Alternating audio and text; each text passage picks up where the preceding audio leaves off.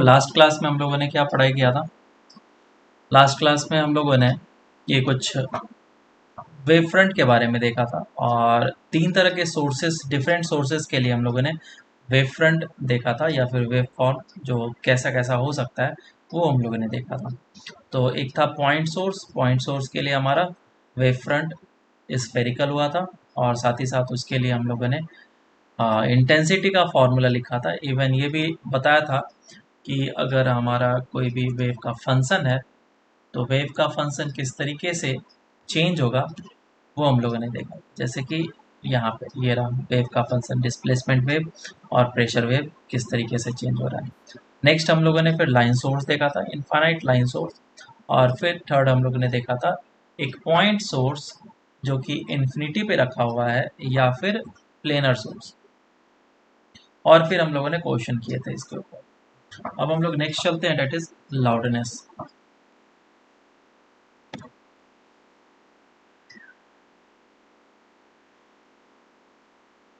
Loudness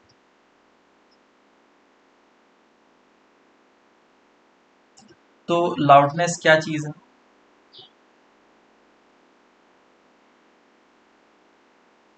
जोर से आवाज। तो कॉमन भाषा में हम लोग यही बोलते हैं कि अगर बहुत ज़्यादा आवाज़ आ रही है तो हम लोग बोलते हैं कि म्यूज़िक बहुत ज़्यादा लाउड है। ठीक है, लेकिन हर एक चीज़ का मेजरमेंट करने का क्वांटिटी होता है, यूनिट होता है। किसी चीज़ को मेज़र करते हैं उसके लिए स्केल डिफाइन किया जाता है। ठीक है, तो उसी तरीके से लाउडनेस को भी मेज़र करने का स्केल होना चाहिए। अब देखो, लाउडनेस जब हम लोग जैसे बोलते हैं तो मान लो कोई भी एक आदमी चिल्ला रहा है तो उससे जो आवाज़ निकल रहा है उसकी इंटेंसिटी आई नॉट होगी। अब अगर उसके साथ बाजू में एक और आदमी को खड़ा कर दूं मैं और वो भी चिल्लाने लगे तो जितना आवाज़ ये इमिट कर रहा है उतना ही आवाज़ ये भी इमिट करेगा। तो अब दोनों को मिला करके इंटेंसिटी कितनी बढ़ गई? 2I0 हो गई। तो मैं क्या बोलूँगा, अब यहाँ पे मुझे हाँ। ज़्यादा लाउड आवाज़ सुनाई दे रहा है। बिल्कुल ना। और इस तरीके से अगर ढेर सारे लोग आ जाएंगे यहाँ पे तो लाउडनेस का लेवल क्या हो जाएगा, बढ़ जाएगा, मतलब इंटेंसिटी बहुत ज़्यादा तेज हो गई। तो लाउडनेस बढ़ने का मतलब ये हुआ कि इंटेंसिटी बढ़ रहा है, मतलब इन दोनों का हम लोग एक दूसरे से रिलेशन देख सकते हैं। तो क्या लाउडनेस और इंटेंसिटी डायरेक्टली प्रोपोर्शनल है? नहीं, इस चीज़ को जब निकाला गया तो वो देखा कि लॉगरिथमिक फॉर्म में आ रहा है या फिर लॉगरिथमिक के तरीके से उसके साथ डिपेंड कर रहा है, लॉगरिथमिक फंक्शन। अब देखो, जैसे ह्यूमन ईयर की बात करते हैं, ईयर जो हमारे इंसानों के कान है ना, इंसानों के कान की बात हो रही है। तो उसकी जो एबिलिटी होती है अलग अलग फ्रीक्वेंसी के लिए अलग अलग होती है। ठीक है, और ये जो मैक्सिमम है वो तुम्हारा अलग अलग इंटेंसिटी की आवाज़ के लिए अलग अलग तरीके से वो रिसेप्शन करती है। तो मैक्सिमम कितना इंटेंसिटी का आवाज़ हमारा कान सह सकता है और मिनिमम कितना इंटेंसिटी का आवाज़ हमारा कान सुन सकता है, ह्यूमन ईयर की बात हो रही है, कान की। तो इंटेंसिटी को हम लोग किस में मेजर करते हैं? इंटेंसिटी को वॉट पर किस में करते हैं? Metre square.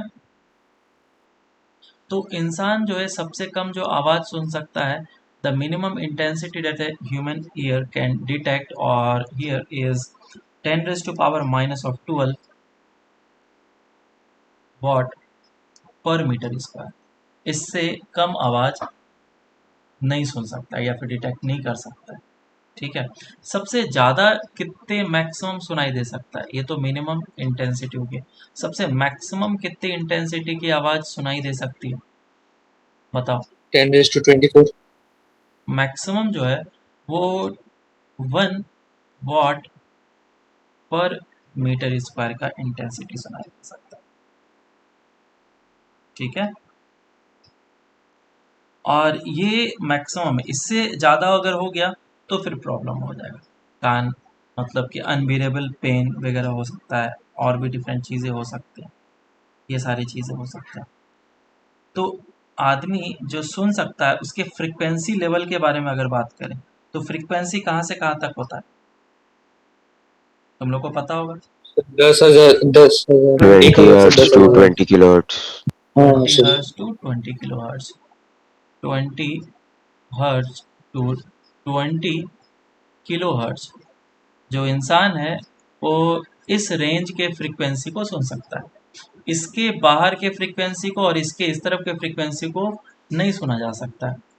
हमारा कान उस तरीके से डेवलप नहीं किया गया। इवन ये भी होता है कि जैसे जैसे तुम्हारा एज बढ़ते जाएगा, ये 20 हर्ट्ज की फ्रीक्वेंसी तुम्हें सुनाई नहीं देगी, इवन तुमको 50 हर्ट्ज का भी फ्रीक्वेंसी सुनाई नहीं देगा।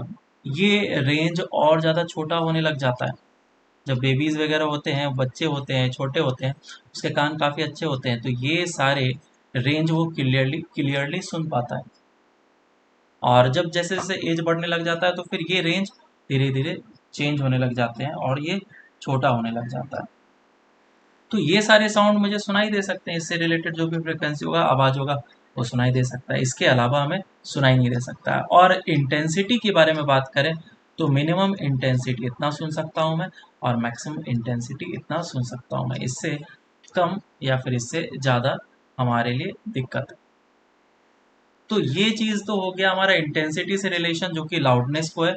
और ये फ्रीक्वेंसी मैं बस एक इंफॉर्मेशन के लिए बताया। तुम कभी भी सर्च करके भी देख सकते हो कौन सा फ्रीक्वेंसी। कभी तुम ईयरफोन वगैरह लगा के यूज़ कर रहे होगे तो हर एक डिफरेंट फ्रीक्वेंसी को एक बार प्ले करके देखना, तुम्हें खुद ही खुद पता लगेगा कि तुम कहाँ से सुनना स्टार्ट किए बेसिकली।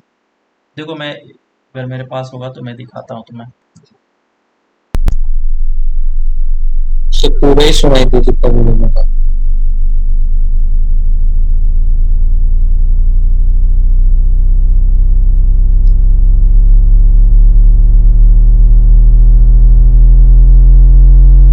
सर 18,000 1 से 18,000।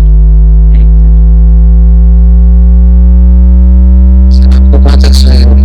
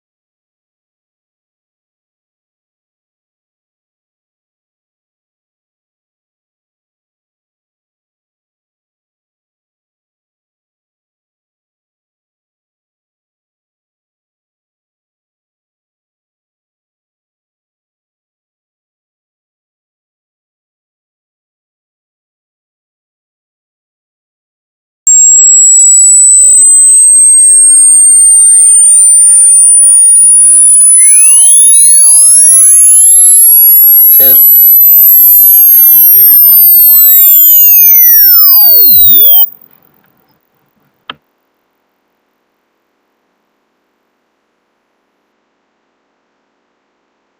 कितना है, कहाँ से कहाँ तक सुनाई दिया तुम लोगों को? सर मुझे में 18,000 तक, मुझे जो सुनाई दिया 17,000 तक। मैं बताता हूँ। मुझे 45 हर्ट्ज से सुनाई दिया लेकर के लास्ट 17 के हर्ट्ज तक। ये मेरा अभी है। और किसी का कहाँ से कहाँ तक दिया? 30 से 18,000। 30 तो to 20 17. से 17। 20 से सुनाई दिया। ये सब मुझे सर सुनाई दे रहा था। सर 30 से 17,000. 30 से 17,000। 30 से 18,000। 30 से 18,000। 20 से 17। 20 17 से 20 से 17। 17। अच्छा, तो देख लो, सेम साउंड था और सेम चीज़ था, और थोड़ा स्पीकर पे भी डिपेंड कर सकता है। क्योंकि जिसके माइक्रोफोन काफ़ी अच्छे होंगे वही इन सभी साउंड को अच्छे तरीके से पिक कर पाएगा। नहीं, कर तो लेता है लेकिन तो मत- बोलो। तो मतलब जिसका 18 से वो ज्यादा मतलब जवान है और वो बाकी के बुढ़े हैं। वैसा नहीं, हियरिंग रिसेप्शन कैपेबिलिटी जो होता है ना वो अलग अलग चीज़ है, मैंने बताया ना। सर जैसे हेडफोन में भी वो रहता रहेगा ना कि इतना ही जो कैच करता है कॉस्टली है वो। ना, तुम अगर कोई भी हेडफोन परचेज करते हो तो उसमें देखना ये रेंज लिखा होगा कि वो कितने। हाँ सर, कोई कोई इसका हाँ, रेंज नहीं रहता रहेगा इतना, 40 इसीलिए 40 हर्ट्ज से स्टार्ट होता है कोई कोई ये हाँ हेडफोन्स वगैरह रेंज। तो जितना ज़्यादा रेंज होगा उतना ज़्यादा वो कॉस्टली हेडफोन भी बनता है। तो खैर मुझे भी बताना था, मैंने दिखा दिया ये सारी चीज़ें। तो तुम्हें समझ में आ गया होगा कि हाँ, डिफरेंट लोगों के जो कान है, ईयर है, उनके अलग अलग तरीके से काम होते हैं। तो यहाँ पे हम लोग लाउडनेस के बारे में बात कर रहे थे, अब आगे हम लोग देखते हैं। तो लाउडनेस को हम लोग डेसिबल में मेज़र करते हैं। इसका जो यूनिट है मेज़र करने का, दैट इज़ डेसिबल, जिसको हम लोग डीबी से रिप्रेजेंट करते हैं, ठीक है। और फिर इसको हम लोग इस फॉर्मूले से रिप्रेजेंट करते हैं। Beta is equals to, beta generally loudness नहीं लिखा जाता है लेकिन मैं इसको डिनोट करता हूँ ज़्यादातर जगह पे। Bulk module. हाँ, बीटा बीटा ही लेते हैं। हम लोग यूज़ करेंगे उसमें, चलो ठीक है बाद में बताऊंगा।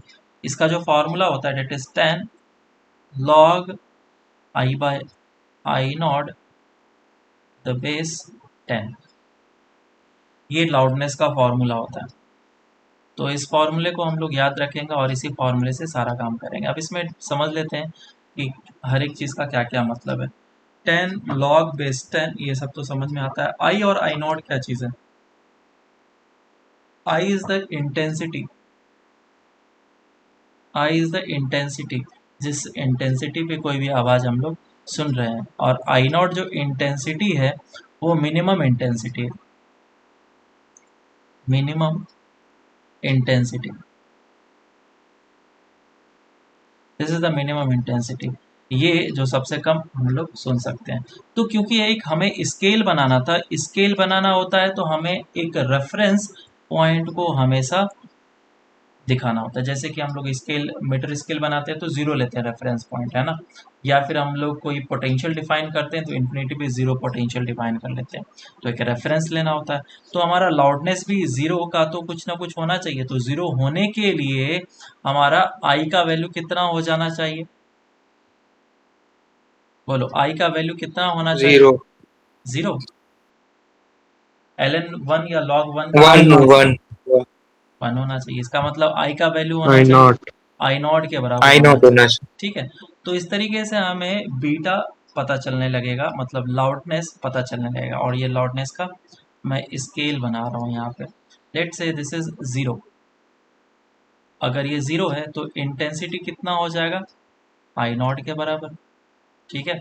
और फिर इस तरीके से हम लोग इंटेंसिटी को बढ़ाते जा सकते हैं। मैक्सिमम इंटेंसिटी कितना पहुंच सकता है हमारा कान? सबसे मैक्सिमम इंटेंसिटी कितना सुन सकता है? 1 वॉट पर मीटर स्क्वायर। और मिनिमम इंटेंसिटी का वैल्यू कितना है? 10⁻⁻12 वॉट पर मीटर स्क्वायर। तो बताओ, जब हम लोग वैल्यू पुट करेंगे तो मैक्सिमम लाउडनेस कितना हो सकता है?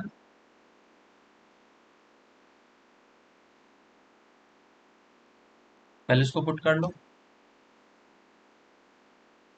10 लॉग आई का वैल्यू कितना हो जाएगा? 1, आई नॉट का वैल्यू 10⁻⁻12, तो कितना आ जाएगा आंसर? बताओ। 120। 120. 120 डेसिबल, ठीक है। तो ये मैक्सिमम लाउडनेस है। हम लोग का हालत जो है वो 80-90 डेसिबल तक पहुंचते पहुंचते ख़राब होने लग जाता है कि बहुत ज़्यादा आवाज़ है, बहुत ज़्यादा आवाज़ है। तो ये हो गया हमारा इंटेंसिटी और ये हो गया beta, that is equals to 120 decibel. Even बहुत सारे जगह पे शहर में खास करके एक रेंज दिया गया है कि इससे ज़्यादा आवाज़ तुम नहीं बजा सकते हो। अगर इससे ज़्यादा आवाज़ बजाया सोसाइटी में या फिर जब कॉलोनी में या फिर किसी जगह पे, तो तुम पुलिस कंप्लेन कर सकते हो, इवन पुलिस भी आ सकती है तुम्हें रोकने के लिए। ये सारे रूल्स एंड रेगुलेशन है। इवन रूल्स रेगुलेशन तो बहुत सारे हैं कि इतने बजे रात के बाद तुम डीजे पार्टी वगैरह नहीं कर सकते हो एक बाहर वाले प्लेस, आउटर प्लेस में। तो खैर ये मैं बता रहा हूँ। तो यहाँ से 10 हो जाएगा, 10 डेसिबल होगा, फिर 20 डेसिबल होगा, 30 डेसिबल। तो इस तरीके से हमारा स्केल का रीडिंग जो है 0 से लेकर के 120 डेसिबल तक मैक्सिमम तक जा सकता है। ठीक है क्या? तो मिनिमम लाउडनेस कितना हो जाएगा? Minimum loudness will be 0, maximum loudness will be equals to 120 decibel. और मिनिमम लाउडनेस कहाँ पे होगा? जब I का वैल्यू 10⁻⁻12 वाट पर मीटर स्क्वायर होगा, और जब I का वैल्यू 1 वाट पर मीटर स्क्वायर होगा, तो उस समय क्या होगा? मैक्सिमम। ठीक है, अब इस पे क्वेश्चन के बारे में बात करते हैं कि क्वेश्चन किस तरीके से दिए जा सकते हैं। किसी के रेस्पेक्ट में भी लिखा जा सकता है। मान लो कि ये पॉइंट है या फिर लोकेशन है जहाँ पे इंटेंसिटी I1 है, और ये पॉइंट या लोकेशन है जहाँ पे इंटेंसिटी I2 है, और इन दोनों के बीच में कुछ डिस्टेंस होगा। इस जगह पे जो लाउडनेस है वो β1 है, और इस जगह पे लाउडनेस जो है वो β2। तो बताया गया कि बोलो β1 और β2 में क्या रिलेशन होगा। तो β1 हम लोग कितना लिख सकते हैं? β1 will be equals to 10 log I1 by I0, और इसके लिए इंटेंसिटी कितना हो जाएगा? इंटेंसिटी बोल रहा हूँ, loudness β2 that is 10 log I1 by I0, I2 by I0। This is first equation, this is second equation. इन दोनों इक्वेशन को मैं सब्ट्रैक्ट कर लेता हूँ। ठीक है, इन दोनों इक्वेशन को हाँ सब्ट्रैक्ट कर लिया, तो β2 माइनस ऑफ β1 कितना हो जाएगा? I2 by I0 minus of 10 log I1 by I2 the is 10। तो log की प्रॉपर्टी तुम्हें पता होगी, दोनों हाँ डिवाइड हो जाता है, तो ये हो जाएगा I2 डिवाइडेड बाय I1। सो जो हमारा एक नया फॉर्मूला निकल के आ गया, it is β2 minus of β1 is equals to 10 log I2 by I1 plus 10। ठीक है, तो इस फॉर्मूले को हम लोग याद रख सकते हैं। इसको और मैं डिफरेंट फॉर्म में फॉर्मूला बनाना चाहूँगा। लेट्स से कि एक पॉइंट सोर्स है एस और इस पॉइंट है ए और ये पॉइंट है बी। इस जगह से डिस्टेंस है आर ए या फिर R1, और इस जगह से डिस्टेंस है R2। तो R1 और R2 में क्या रिलेशन हो सकता है या फिर लाउडनेस के हिसाब से अगर हम लोग देखेंगे beta A and beta B में क्या रिलेशन हो सकता है, तो तुम लोग पहले निकाल के बताओ, फिर मैं बताता हूँ। इस जगह पे सोर्स एग्जाम्पल के तौर पे कर रहा हूँ। Find the relation between beta A and beta B.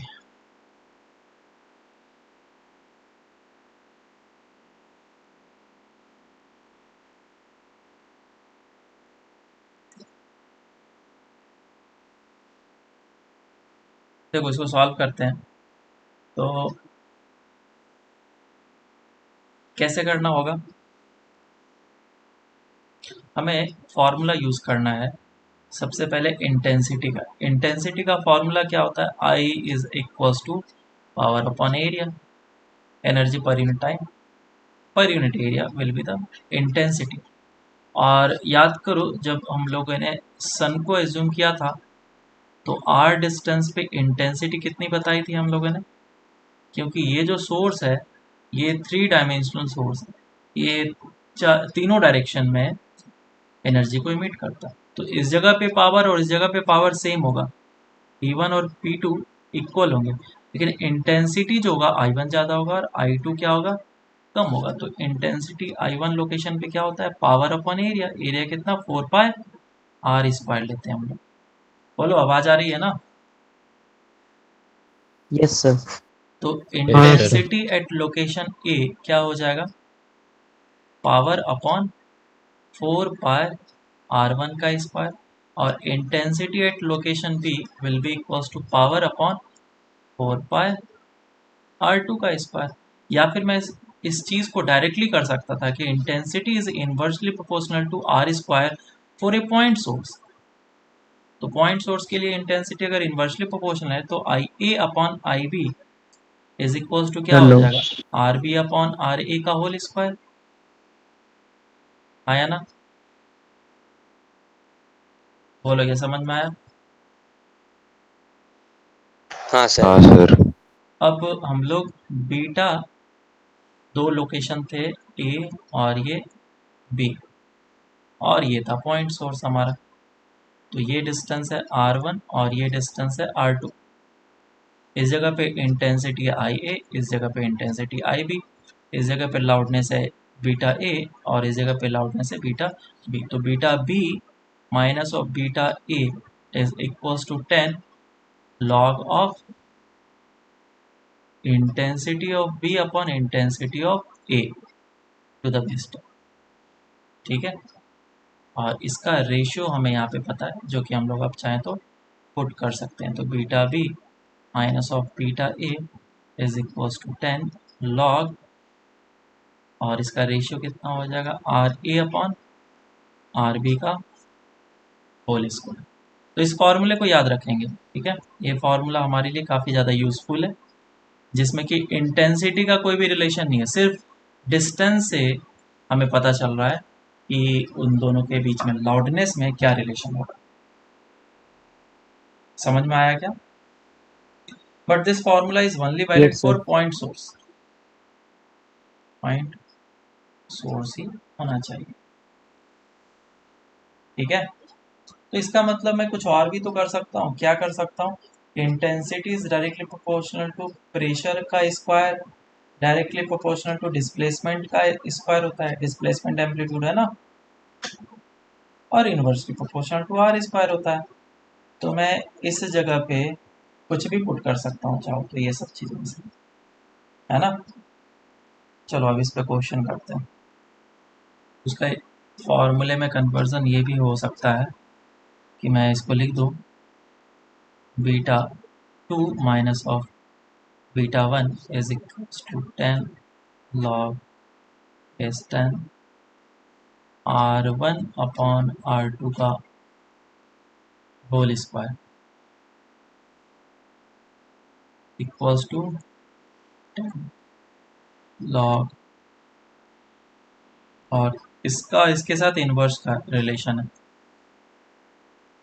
तो S2 अपॉन S1 का होल स्क्वायर, ये ऐसा हो।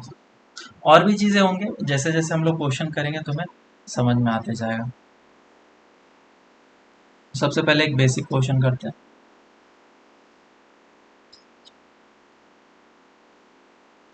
क्वेश्चन ऐसा है, बोला गया कि किसी भी जगह पे लाउडनेस बताना है, find the loudness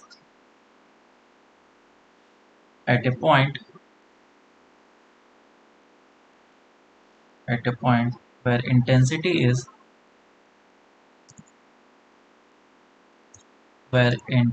is 10 raised to power minus of 9 watt per metre square. Solve करो इसको, बहुत ही सिंपल क्वेश्चन है। फिर मैं दूसरा क्वेश्चन लिखता हूँ इधर।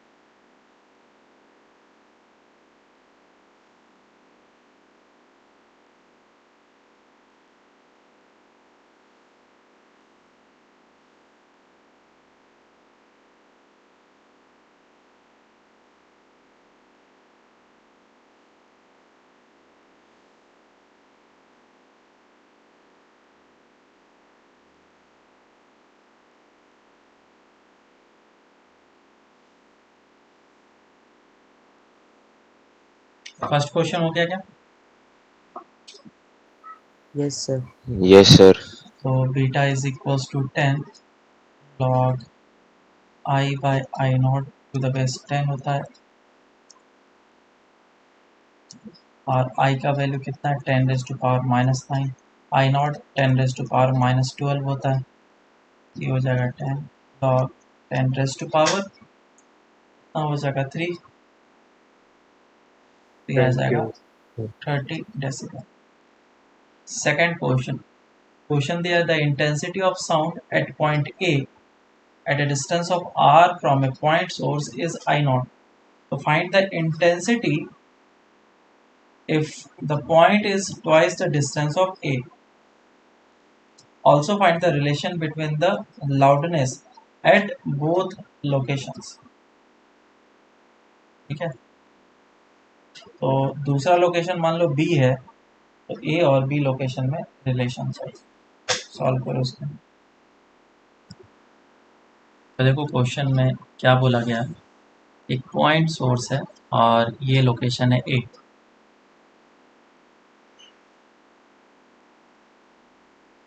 इस जगह पे इंटेंसिटी है आई नॉट और ये लोकेशन है बी। इस जगह पे कितनी इंटेंसिटी होगी ये निकालनी है कि if the point is twice the distance of A. तो अगर इसको मैंने आर डिस्टेंस माना तो ये कितना डिस्टेंस हो गया, डबल है 2r, 2r.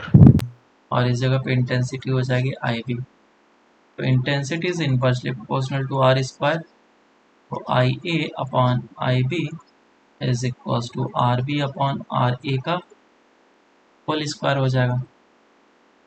आर बी कितना है 2r और ये r का होल स्क्वायर।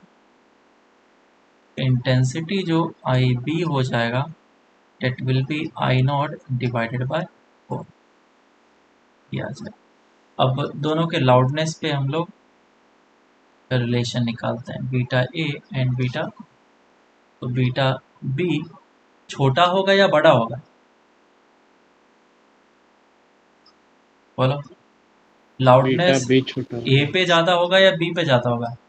तुम एक क्या बोलो, ए पर। कंसर्ट में हो है ना, जहाँ पे स्पीकर वगैरह बज रहे हैं, तो बहुत ही पास रहेंगे तो ज़्यादा आवाज़ सुनाई देगा, अगर मैं बहुत ज़्यादा दूर चले जाऊँगा तो कम आवाज़ सुनाई देगा। तो लाउडनेस सबसे ज़्यादा कहाँ पे है, आगे, जब हम लोग आगे रहेंगे तो, और शोर से दूर जा रहे हैं तो लाउडनेस क्या हो रहा है, घट रहा है। तो beta B will be less. तो मैं ऐसा करता हूँ beta A minus of beta B लिखता हूँ इज इक्वल्स टू 10 लॉग, और जो चीज़ है यहाँ पे वो इंटेंसिटी यहाँ पे आता है, और सेम चीज़ मैं डिस्टेंस के लिए बोल सकता हूँ that it is R B upon R A का स्क्वायर। ठीक है, तो चाहे तो तुम इंटेंसिटी का रिलेशन जो आया यहाँ पे पुट कर लो, उससे तुम्हारा बीटा ए और बीटा बी में रिलेशन निकल आ जाएगा। 10 log I by I not by 4 आ जाएगा, ये सिर्फ 4 हो जाएगा। ठीक है ना, अब इसके वैल्यूज पुट कर सकते हैं और हाँ सर. आंसर आ जाएगा। ठीक है, चलो अब आगे हम लोग चलते हैं। इसमें और भी क्वेश्चंस बन सकते हैं, लेकिन सिमिलर ही क्वेश्चंस रहेंगे। अगर एक क्वेश्चन कर लिया तो वैसे ही लगभग सारे क्वेश्चन बनेंगे। आगे अब हम लोग स्टार्ट करते हैं इंटरफेरेंस, जो कि काफ़ी इम्पोर्टेंट पार्ट यहाँ से स्टार्ट होने वाला है साउंड वेव का। ज़्यादातर क्वेश्चंस इस जगह से आएंगे तुम्हारे। इंटरफेरेंस में दो चीज़ आ जाता है, एक जो इंटरफेरेंस सेम डायरेक्शन में ट्रैवलिंग वेव का होगा वो, और इंटरफेरेंस जो अपोजिट डायरेक्शन में ट्रैवलिंग वेव होगा उसका। तो दोनों को हम लोग इसमें देखेंगे। Interference of sound.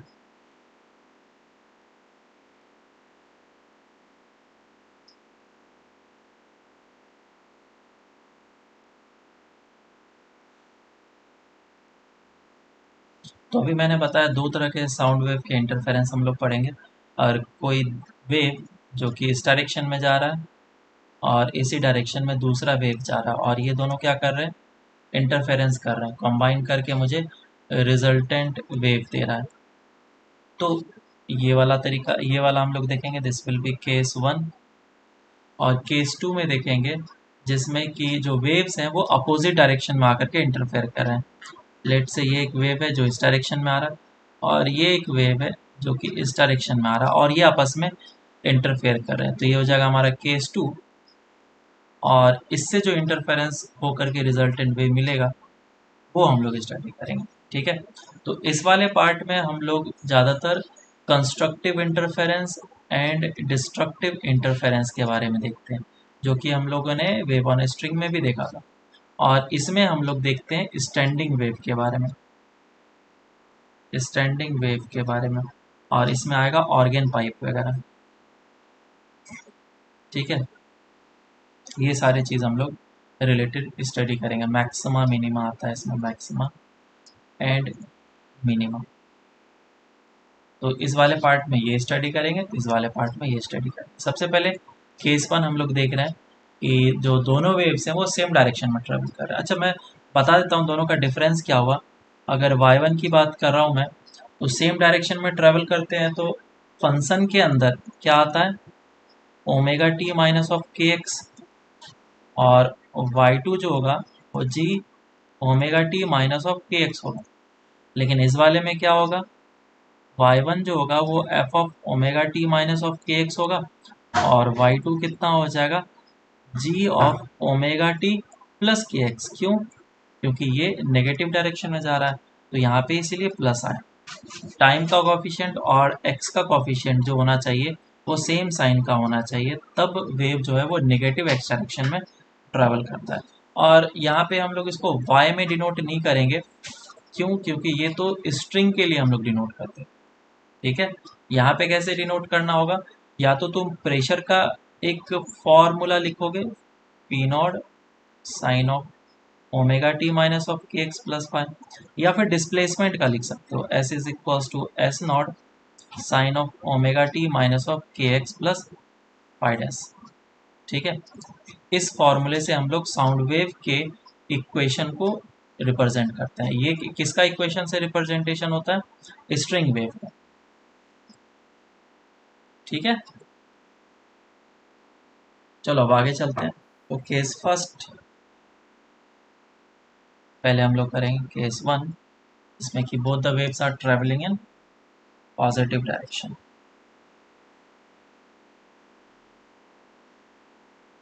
waves are traveling in positive x direction। तो दोनों वेव्स अगर पॉजिटिव एक्स डायरेक्शन में ट्रेवल कर रहे हैं और ट्रेवल करके इंटरफेयर करेंगे, तो इंटरफेरेंस होने के बाद फिर मुझे रिजल्टेंट वेव मिलेगा। Exactly wave on a string अगर हम लोगों ने पढ़ा है तो सेम फॉर्मूला यूज होगा। ठीक है, और मान लो ये दूसरा प्रेशर वेव है, sine of omega T minus of के x plus of theta 1 and theta 2 हम लोग यहाँ पे ले रहे हैं। तो रिजल्टेंट किस तरीके से गवर्न होता है, सुपरपोजिशन प्रिंसिपल से, जिसमें हम लोग बोलते हैं कि ये जो है इन दोनों का वेक्टर एडिशन के बराबर होता है, और ये जो फाइनल आंसर निकल के आता है वो कुछ इस फॉर्म में निकल के आता है, sine of omega T minus of के एक्स प्लस ऑफ डेल्टा। याद होगा, मैं याद दिलाऊं क्या, इसको डिराइव मैं करूंगा नहीं, क्योंकि वेव ऑन स्ट्रिंग तुम चाहो तो देख सकते हो वापस से, उसमें हर एक चीज़ डिराइव किया गया हुआ है। दिलाता हूँ मैं याद, a resultant sine of omega T minus of के एक्स प्लस ऑफ डेल्टा, याद है, A1 इस तरफ हम लोग देते थे, A2 इस तरफ देते थे, और फिर ये ए रिजल्टेंट आता था। हाँ सर। याद आ रहा है क्या, this is delta. Yes sir. SHM में भी किया हुआ है हम लोगों ने, पाई रिजल्टेंट। तो उसी फॉर्मूले को बस चेंज करके पी लिख दिया है, और कुछ नया नहीं किया है इसने। इसको तुम y1 कंसिडर कर सकते हो, इसे y2 कंसिडर कर सकते हो, एग्जैक्ट सेम फॉर्मूला है। यहाँ पे जो ए आर रिप्रेजेंट कर रहा है वही चीज़ यहाँ पे पी नॉट आर रिप्रेजेंट कर रहा है, और कोई नया चीज़ नहीं है। इसमें भी हम लोग वही चीज़ लिखेंगे, इस डायरेक्शन में जो होगा वो पी नॉट वन होगा प्रेशर वेव का पहला एम्पलीट्यूड, और ये पी नॉट टू होगा प्रेशर वेव का दूसरा एम्पलीट्यूड, और दोनों का फैक्टर एडिशन हो रहा है, पैरेललोग्राम लॉ ऑफ एडिशन से रिजल्टेंट निकलेगा पी नॉट आर, और ये मिलेगा मुझे डेल्टा। तो इन दोनों के बीच में जो एंगल होता है उसी को हम लोग क्या बोलते हैं, फेज डिफरेंस। डेल्टा फाई को क्या बोलते हैं, फेज डिफरेंस। तो इन सभी चीज़ को मुझे नहीं लगता है तुम्हें बार बार बताने की ज़रूरत है, सेम चीज़ रिपीट हुआ है। पी नॉट आर का जो फाइनल आंसर हो जाएगा वो क्या होगा, A one square plus A two square plus two A one A two cos delta phi, P naught one का स्क्वायर प्लस पी नॉट, क्योंकि ये एम्पलीट्यूड है ना ऊपर, ये एम्पलीट्यूड है P naught one and P naught two, तो P naught one square plus P naught two square plus two P naught one plus P naught, sorry plus नहीं multiply, two A one A two cos delta phi. ये हमारा answer आ गया resultant का, जो कि हम लोगों ने पहले निकाला हुआ है। और जब हम लोग इसमें बोलते हैं कि पी नॉट वन और पी नॉट टू इक्वल है, तो रिजल्टेंट कितना आ जाता है इसमें, टू पी नॉट, मान लो कि ये पी नॉट के बराबर है, तो ये टू पी नॉट कॉस आता है या साइन आता है, कॉस आ जाता है, और कॉस में क्या आ जाता है, pi by two delta phi, जो भी चीज़ है।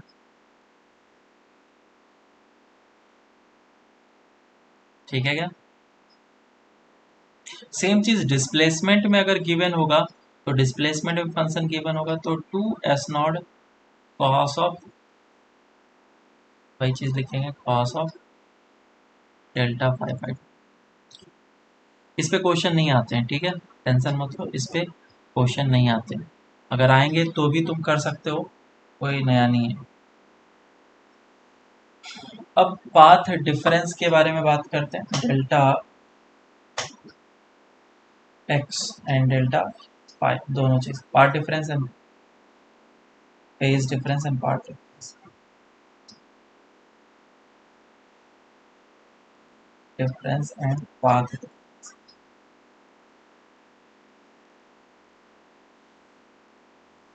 तो मान लो कि ये जो सोर्स है S1 है, और ये जो सोर्स है वो S2 है, और इस जगह पे डिटेक्टर है। डिटेक्टर क्या होता है, जो कि साउंड को डिटेक्ट करता है, उसके इंटेंसिटी को या फिर आवाज़ को डिटेक्ट करता है, उसी को डिटेक्टर हम लोग। तो इस जगह से वेव्स आ रहे हैं और ये यहाँ पे पहुँचा, और इस तरफ से भी वेव्स आ रहे हैं और ये इस जगह पे जा करके पहुँचा। तो ये दोनों क्या करेंगे, वेव्स आपस में इंटरफेरेंस करेंगे, है ना, इंटरफेरेंस करेंगे, दोनों मिक्स होंगे और मुझे रिजल्टेंट वेव देगा। तो S1 जो है x1 डिस्टेंस ट्रेवल किया और इसने x2 डिस्टेंस ट्रेवल किया, तो पाथ डिफरेंस कितना हो जाएगा, और क्वेश्चन में मेंशन होगा कि both are in same phase, both S1 and S2 are in same phase. Same phase का मतलब क्या हो गया कि थीटा वन भी जीरो है, थीटा टू भी जीरो है, या फिर डेल्टा फाई कितना है, जीरो, डेल्टा फाई नहीं, डेल्टा थीटा में बोल, delta theta zero.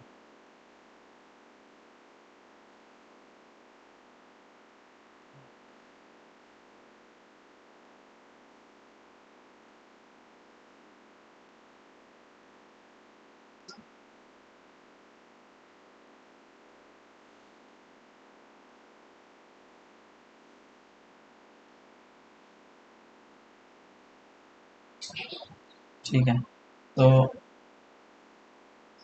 Delta theta हो गया इसका जीरो, मतलब दोनों सेम फेज में। डेल्टा थीटा के जीरो होने का मतलब क्या, मैं एक बार फिर से यहाँ पे लिख के बता रहा हूँ, जो sine of omega T minus of के एक्स प्लस थीटा वन है,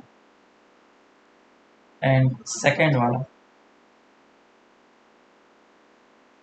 P2 is equals to P naught to sin of omega T minus of के एक्स प्लस थीटा टी। तो यहाँ पे डेल्टा थीटा क्या है, जीरो, मतलब theta two minus of theta one 0 है। तो ये क्वेश्चन में ऑब्वियस होता है या फिर तुम्हें गिवन होगा, इसके लिए तुम्हें टेंशन लेने की ज़रूरत नहीं है। ध्यान देना, इस जगह पे डेल्टा फाई है और इस जगह पे डेल्टा टीटा है। दिस इज डेल्टा फाई और ये डेल्टा फाई का मतलब होता है फेज डिफरेंस। और फेज कांस्टेंट का डिफरेंस नहीं है। फेज कांस्टेंट क्या होता है? थीटा, थीटा नॉट या फिर फाई नॉट से जो अंदर में रिप्रेजेंट करते हैं, दिस इज फेज कांस्टेंट। तो ये theta one minus of theta two का डिफरेंस वो डेल्टा फाई नहीं है। Delta phi is the difference of this thing. इसे हम लोग बोलते हैं फाई वन और इसे बोलते हैं phi two. So this is phi two minus of phi one, this is delta phi और इसे ही हम लोग फेज डिफरेंस बोलते हैं। This is called phase difference. और यहाँ पे क्या लिखा हुआ है? Delta theta both are in same phase, that means theta 1 and theta 2 both are equal, not phi 1 and phi 2। अभी फेज सेम है मैंने ये नहीं बोला, मैंने फेज जो इनिशियल फेज है वो दोनों का सेम है। बोथ S1 और S2 are in same phase, या फिर इनिशियल फेज लिखा होगा क्वेश्चन में, या फिर फेज कांस्टेंट लिखा होगा। ठीक है, तो दिस इज फेज डिफरेंस। मैं इसको वापस से यहाँ पे लिख देता हूँ, this is phase difference, phase difference. और इसे ही हम लोग डेल्टा फाई बोलते हैं। तो delta phi phi two minus of phi one होता है और इसे हम लोग निकालते कैसे हैं? दोनों के वैल्यूज पुट करके। फाई टू का वैल्यू यहाँ पे पुट कर लो, ओमेगा टी माइनस ऑफ के x plus of theta two और minus of omega T minus of के एक्स प्लस थीटा वन। अब क्योंकि इसने x1 डिस्टेंस ट्रेवल किया, इसने x2 डिस्टेंस ट्रेवल किया, तो इधर x2 लिखूंगा और इस जगह पे x1। दोनों का टाइम सेम है पहुंचने का, तो ये दोनों कैंसिल आउट हो जाएंगे और फिर अंदर बचेगा क्या चीज़? माइनस ऑफ के x2 minus of x1 bracket में, और plus theta one and theta two को अभी हम लोगों ने सेम बोला है, वो क्या हो जाएगा? 0। डेल्टा थीटा ये टर्म हो गया 0। तो इधर से मेरे पास फेज डिफरेंस कितना निकल के आ गया? Phase difference is equal to के डेल्टा एक्स। अब तुम बोलोगे सर इसमें से माइनस किधर गायब कर दिया? माइनस होना चाहिए था ना। एग्जैक्टली माइनस होना चाहिए था अगर ये पूरा का पूरा फॉर्मूला यूज करें तो। लेकिन जब हम लोग ये फॉर्मूला यूज करते हैं तो इसमें माइनस की कोई ज़रूरत नहीं है। क्यों ज़रूरत नहीं है? क्योंकि ये जो डेल्टा फाई का वैल्यू है किस में पुटअप होगा? कॉस में। तो कॉस तुम प्लस थीटा लिखो या फिर कॉस माइनस थीटा लिखो, दोनों का वैल्यू क्या होता है? सेम। ट्रिग्नो में पढ़ा होगा तुम लोगों ने। हाँ सर। हाँ सर। तो यस सर। इसीलिए यहाँ पे माइनस का कोई उतना सिग्निफिकेंस नहीं है। लेकिन हाँ, वैल्यूज डिफरेंस जरूर दे सकते हैं, और ऊपर वाले हो जाते हैं पॉजिटिव और नीचे वाले हो जाते हैं नेगेटिव। बस लोकेशन का डिफरेंस होता है। जैसे लोकेशन में बताता हूँ, एक सोर्स है S1 यहाँ पे और ये सोर्स है S2 यहाँ पे, तो किसने ज़्यादा पाथ चला है? X2 ने ज़्यादा चला है। S2। तो इस यस। बार मैं x2 माइनस और x1 क्या लिखूंगा तो क्या मिलेगा? पॉजिटिव मिलेगा। लेकिन अगर पॉइंट यहाँ पे है और x1 x2 कुछ इस तरीके से आएगा, तो डिफरेंस जो है यहाँ पे भी और यहाँ पे भी सेम आएगा, लेकिन x2 minus of x1 positive होगा या नेगेटिव? नेगेटिव। नेगेटिव। नेगेटिव। समझ में आ रहा है क्या? तो बस इतना सा ही डिफरेंस है। जो पैटर्न ऊपर फॉलो होता है वही पैटर्न नीचे फॉलो होगा। ठीक है, तो delta phi is called phase difference and delta x is called path difference. और डेल्टा एक्स पाथ डिफरेंस का सिंपल मतलब होता है, इसको कॉम्प्लिकेटेड कभी मत बनाना। पाथ,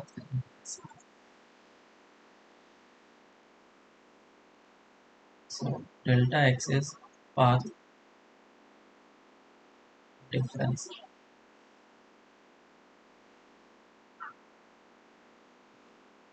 ये पाथ डिफरेंस है। और पाथ डिफरेंस का मतलब सिंपल होता है कि इसको मैं x2 माइनस ऑफ x1 लिखूंगा, x2 माइनस ऑफ x1 या फिर x1 माइनस ऑफ x2। और अगर सोर्स 1 ऐसा करके ऐसा पाथ को ट्रेवल किया है और सोर्स 2 इस तरीके से पाथ को ट्रेवल किया है, तो मुझे एग्जैक्टली सेम डिस्टेंस लेना है। ठीक है, डिफरेंट डिस्टेंस मत लेना कि यहाँ पे रिजल्टेंट वेव मिल रहा है तो मैं इसको शॉर्टेस्ट पाथ लेना ना। जो डिस्टेंस एक्चुअल में पाथ ट्रेवल हुआ है वही x1 का वैल्यू लेना है, और जो s2 वाला वेव ट्रैवल किया है वही x2 लेंगे। आई थिंक मेरी बात तुम लोग को अच्छे से क्लियर हो चुकी है। सो दिस इज पाथ डिफरेंस। चलो अब आगे चले। अब कंस्ट्रक्टिव इंटरफेरेंस और डिस्ट्रक्टिव इंटरफेरेंस इसमें जो आते हैं वो हम लोग डिस्कस करेंगे। इसके बाद हम लोग इंटेंसिटी देख लेते हैं। इंटेंसिटी का फॉर्मूला क्या होगा। देखो वेव ऑन स्ट्रिंग में इंटेंसिटी भी मैंने बताया था। अगर इस जगह पे एक सोर्स है S1 और इस जगह पे सोर्स है S2 और इसके पास इंटेंसिटी है I1 और इसके पास है I2 और इस जगह पे दोनों मीट कर रहे हैं, ठीक है। इस लोकेशन पे इंटेंसिटी S1 के कारण से I1 है और इस लोकेशन पे इंटेंसिटी S2 के कारण से I2 है। तो जो रिजल्टेंट इंटेंसिटी मिलेगा या फिर डिटेक्टर को जो रिजल्टेंट इंटेंसिटी रिसीव होगा वो हम लोग किस तरीके से देंगे, क्या फॉर्मूला था बताओ। IR is equal to I1 plus I2 plus 2 root under of I1 I2 cos delta phi. ये चीज हम लोगों ने डिराइव किया हुआ था, याद है। वेव ऑन स्ट्रिंग में ये चीज हम लोगों ने डिराइव किया था इस फॉर्मूले को। अब let say I1 is equal to I2 is equal to I naught है, I1 I2 इक्वल है, तो I रिजल्टेंट कितना आ जाता है, क्या फॉर्मूला हो जाता है बोलो।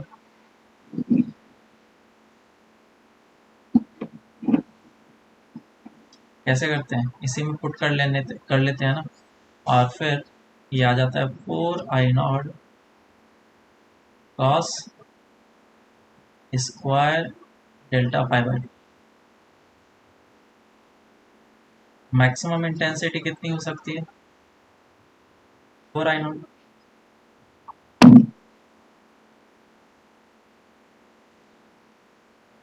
तो ये हो गया हमारा इंटेंसिटी का फॉर्मूला। चलो अब आगे हम लोग चलते हैं कंस्ट्रक्टिव इंटरफेरेंस।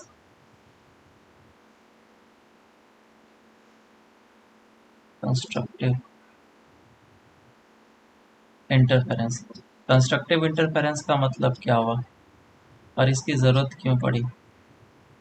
इंटेंसिटी जो था हम लोग अलग अलग लोकेशन पे देखना चाह रहे थे। ये सोर्स 1 था और ये सोर्स 2 था और ये साउंड को इमिट कर रहा है, ये भी साउंड को इमिट कर रहा है, तो ये वेव्स यहाँ पे जाकर के मिल रहे हैं। तो मैं कभी इस पॉइंट पे था, कभी इस पॉइंट पे था, कभी इस पॉइंट पे, ऐसे से डिफरेंट लोकेशंस पे था, और मैं जो रिजल्टेंट आवाज़ को सुन रहा था वो मुझे डिफरेंट डिफरेंट सुनाई दे रहा था। कभी बहुत ज़्यादा लाउड था, कभी बहुत ज़्यादा कम था, कभी बीच में था, ना लाउड था ना बहुत ही कम था। तो जो इंटेंसिटी है वो वेरी कर रहा था, और इंटेंसिटी किस तरीके से वेरी कर रहा था उसका फॉर्मूला हम लोगों ने ऊपर देखा। तो इंटेंसिटी वेरी करने का एक ही रीज़न है डेल्टा फाई। अगर डेल्टा फाई चेंज होगा तो इंटेंसिटी चेंज होगा हमारा। और डेल्टा फाई किस बात पे डिपेंड कर रहा है, डेल्टा फाई जो डिपेंड कर रहा है वो के डेल्टा एक्स पे डिपेंड कर रहा है। के तो हमारा कांस्टेंट होता है, के का वैल्यू क्या होता है 2 पाई बाय लैम्डा, और डेल्टा एक्स क्या होता है पाथ डिफरेंस। पाथ डिफरेंस क्या, ये x1 और ये x2, मतलब कि पूरा का पूरा जो गेम चल रहा है इंटेंसिटी का, यहाँ पे सबसे मैक्सिमम इंटेंसिटी सुनाई दिया, यहाँ पे सबसे मिनिमम इंटेंसिटी, यहाँ ना तो मैक्सिमम ना तो मिनिमम है, दोनों के बीच में सुनाई दिया। यहाँ पे मैक्सिमम कितना हो सकता है 4I0, मिनिमम कितना हो सकता है लेट से 0 हो गया, तो यहाँ पे 3I0 सुनाई दे रहा है। इस जगह पे मैं खड़ा हूँ तो 2I0 या 3I0 है, या फिर 2I0 है, इस जगह पे 1/2I0 है, इस तरीके से इंटेंसिटी सुनाई दे रहा है। अच्छा, अगर ऐसा ऐसा इंटेंसिटी सुनाई दे रहा है तो वो सिर्फ डेल्टा एक्स के कारण हो रहा है, क्योंकि मैं अगर इस जगह पे हूँ तो इससे जो आवाज़ आएगा ये ज़्यादा लंबा दूरी तय करके आएगा और ये कम दूरी तय करके आएगा। मैं अगर इस जगह पे होता हूँ तो यहाँ से जो आवाज़ ट्रैवल करके आएगा, वो इस लोकेशन से इस जगह तक आएगा और इस जगह से इस जगह तक आएगा। तो ये डिस्टेंस का जो डिफरेंस है वही खेल यहाँ पे कर रहा है। तो इस चीज़ को समझो, कंस्ट्रक्टिव इंटरफेरेंस की ज़रूरत इसलिए पड़ी कि मैं सबसे मैक्सिमम इंटेंसिटी को देखना चाहता हूँ कि वो कितना होगा, बराबर। तो मैक्सिमम इंटेंसिटी कब होती है या फिर कब होगी, जब cos डेल्टा फाई का वैल्यू 1 होगा, उस समय मैक्सिमम इंटेंसिटी होगी। तो डेल्टा फाई का वैल्यू कितना हो जाएगा अगर cos डेल्टा फाई 1 हुआ, तो cos का कर्व बना दो और देखो कि ये 1 कब हो सकता है, ये 1 कब हो सकता है, बताओ। 0 पे 0 2 pi pi 4 pi up to so on. तो डेल्टा फाई कितना आ गया, 2n pi, which is even multiple of pi.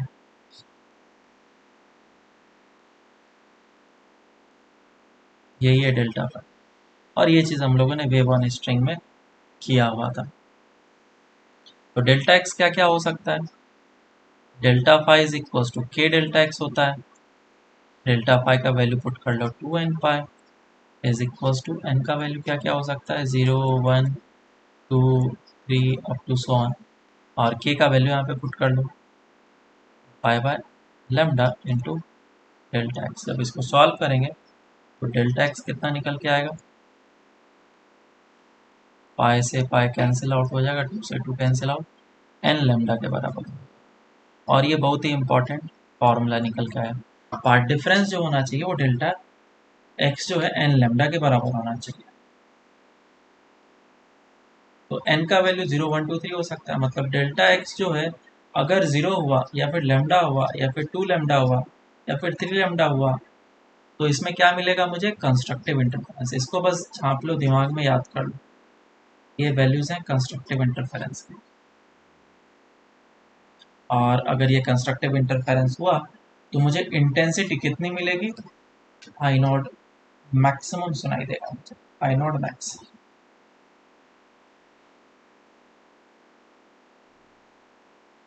तो फॉर्मूला क्या था, आई का resultant I1 I2 is 2 root under of I1 I2 cos delta phi. और क्योंकि कंस्ट्रक्टिव इंटरफेरेंस हुआ है तो cos डेल्टा फाई का वैल्यू 1 हो चुका है। IR का फॉर्मूला क्या बन गया, I1 प्लस ऑफ I2 का whole square. So this is the maximum intensity. Constructive interference को हम लोग मैक्सिमा भी बोलते हैं, तो मैक्सिमम रिजल्टेंट वेव का root maximum. I1 plus root I2 whole square होगा। अरे हाँ sorry, root under of I1 plus of I2 का होल स्क्वायर। ये आ गया। सेम चीज हम लोग डिस्ट्रक्टिव इंटरफेरेंस में देखते हैं। एम्पलीट्यूड के बारे में कोई डिस्कशन नहीं, ये चीज सबसे इंपॉर्टेंट है, इसे हम लोग को ध्यान में रखना है।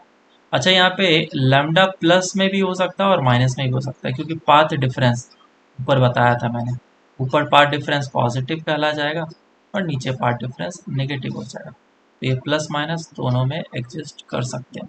और यहाँ पे फेज डिफरेंस जो है वो भी हमारा प्लस माइनस दोनों में हो सकता है, तो इसे बस याद रखना। अब आगे चलते हैं डिस्ट्रक्टिव इंटरफेरेंस के ऊपर।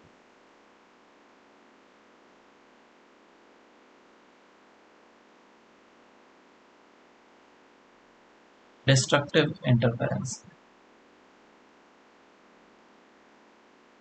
डिस्ट्रक्टिव इंटरफेरेंस में क्या है कि जो वेव्स हैं वो कुछ इस तरीके से मीट कर रहे हैं कि मुझे क्या सुन रहा है, दे रहा है वहाँ पे मिनिमम इंटेंसिटी, सोर्स 1 और ये सोर्स 2 से।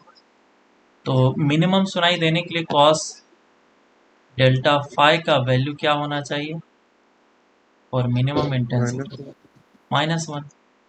और -1 अगर है कॉस का, मैं पहले कर्व बना लेता हूँ, ग्राफ -1 इस जगह पे होता है, विच इज पाई।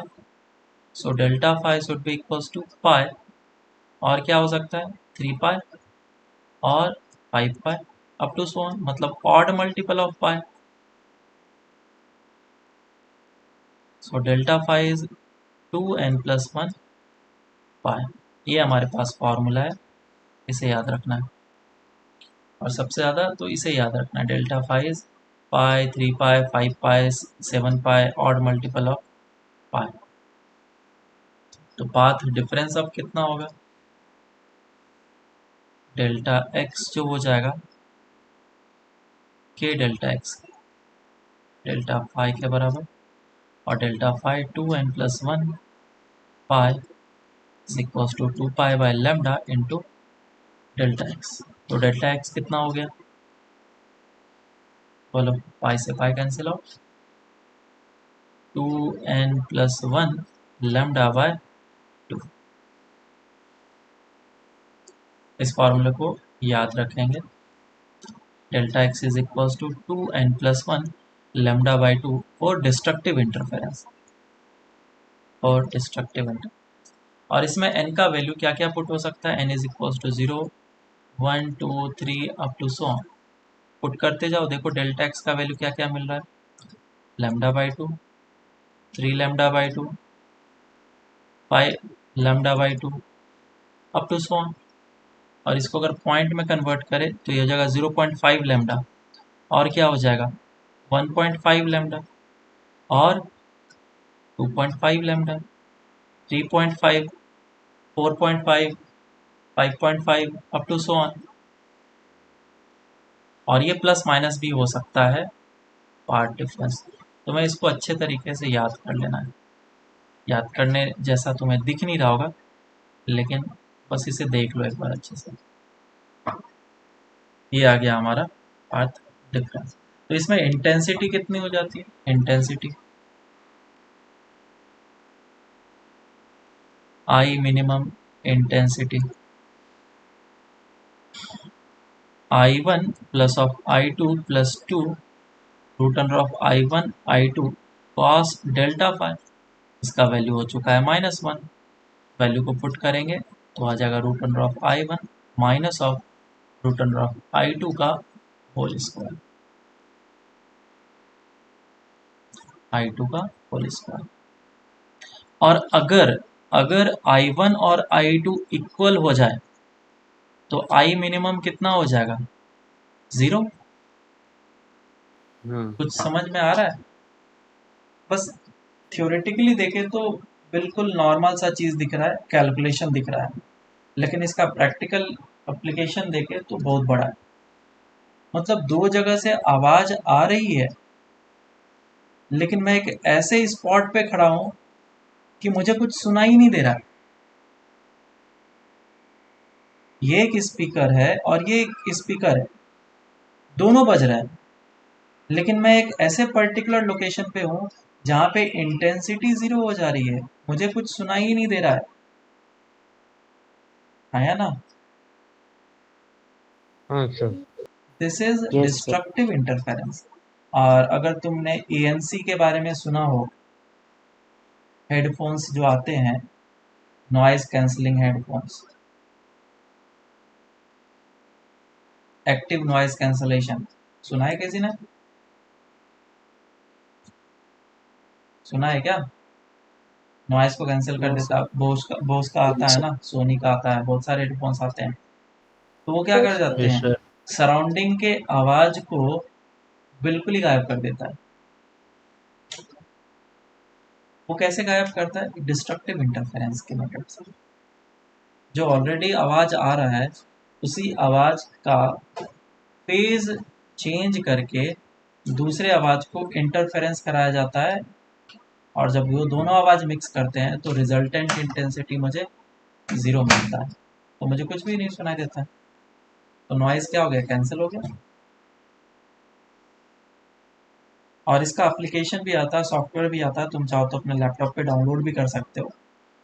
वो दो वेव्स को साइमल्टेनियसली इंड्यूस करते हैं, एक वेव जो कि 0 फेज पे होगा और दूसरा जो पाई फेज पे होगा। तो तुम एक को ऑफ करके दूसरे को सुनोगे तो आराम से सुनाई देगा। लेकिन जब दोनों को साइमल्टेनियसली सुनोगे कुछ भी नहीं सुनाई देगा। ठीक है।